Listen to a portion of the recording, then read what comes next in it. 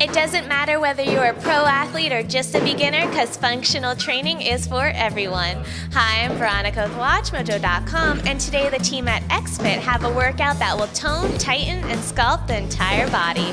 So can you tell us, what is functional training? The main concepts of functional training involve moving the body and controlling one's body while moving in different directions and in different planes. What are the components of a functional exercise program? There's the aspect of support versus more or less.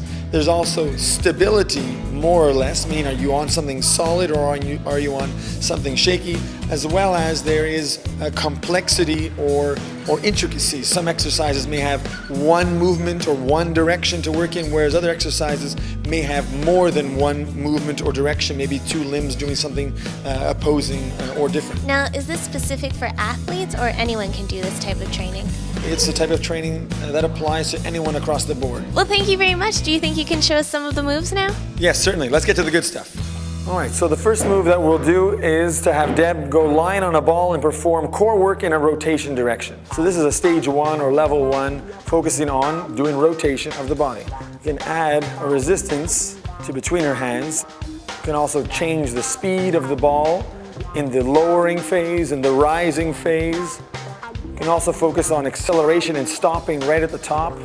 Next step is going to be having Deb go to the cable stack and perform exercises for the core in a rotation direction with added elements to make it more difficult. She's taking the support all on her own, so she has to control her body through the moving in rotation. Here is a single plane rotating sideways. We're going to add more movement to make it be a little more challenging. So Deb just doing a shift towards the source and then shift away from the source.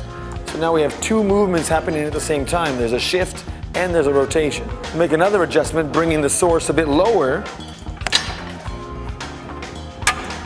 And now we're gonna add another direction of movement to make it one step higher still. She's gonna start low and close to the source and finish high and away. So she has the shift, she has the rotate, plus she has a movement from low to high.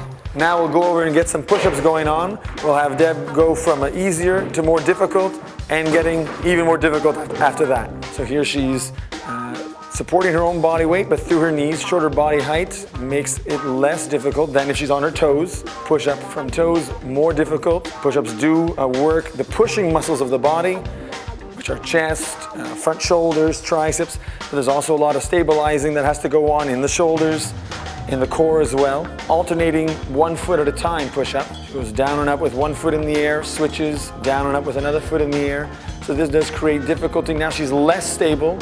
Think of it as a table that only has 3 legs. That table is a little more wobbly, so she's got to use the stabilizer muscles of her whole body to keep the form accurate and good. So here now adding difficulty of resistance to the push-up to make it a little more difficult. And now we can add another level to the exercise to make it more difficult and add another upper body component, which would be a one-arm pull. She's pulling a rope with a weight attached to the end. She has the difficulty of stabilizing now with only one hand and rowing with the other. So there you have it, a few examples of functional training. One for performing exercises, core in a rotation direction, and one for performing push-up with core stabilizing and helping.